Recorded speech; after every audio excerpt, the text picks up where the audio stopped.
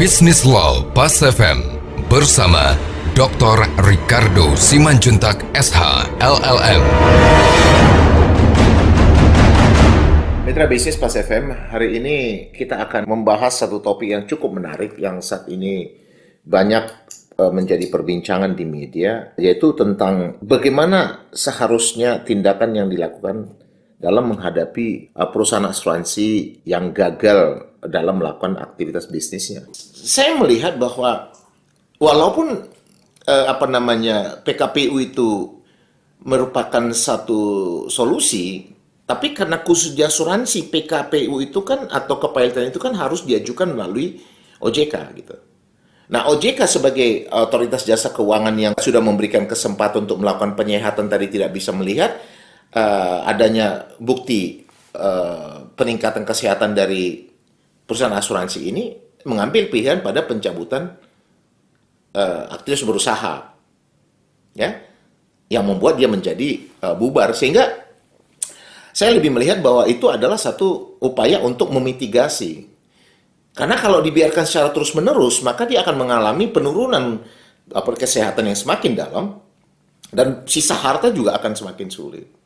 Nah, memang dalam kondisi seperti ini, ketentuan tentang dasar pembangunan atau pemberian izin kepada perusahaan asuransi ini juga tidak hanya akan didasarkan pada pemberian jaminan harta perusahaan asuransi dalam bentuk korporasi tadi, tapi juga jaminan-jaminan dari para pendiri yang untuk memastikan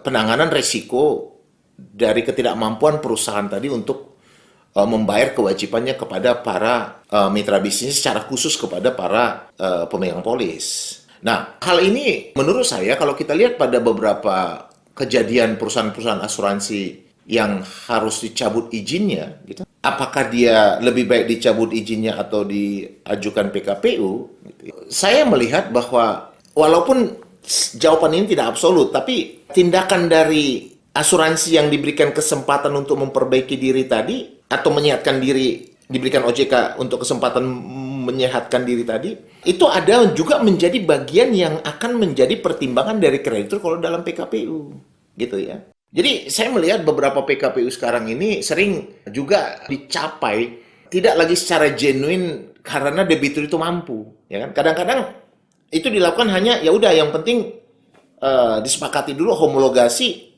bahwa nanti kalau dia nggak mampu, ya berikutnya dia akan pilot. Jadi sometimes as simple as that. Padahal sebenarnya tidak.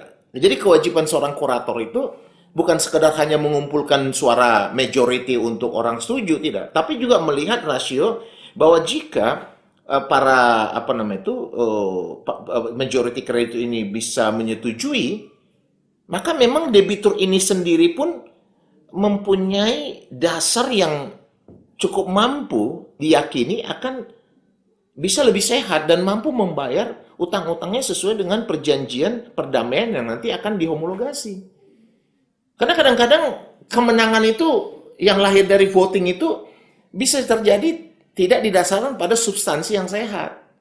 Ya mungkin karena dia katakanlah memiliki afiliasi majority yang memang dari awal akan vote yes gitu. Atau dia berhadapan dengan kreditur-kreditur yang memang sudah pragmatis, yang melihat bahwa waduh, enggak, kalau dia pilot mungkin juga dia nggak dapat apapun, sehingga mau tidak mau dia akan mengatakan yes saja untuk apapun.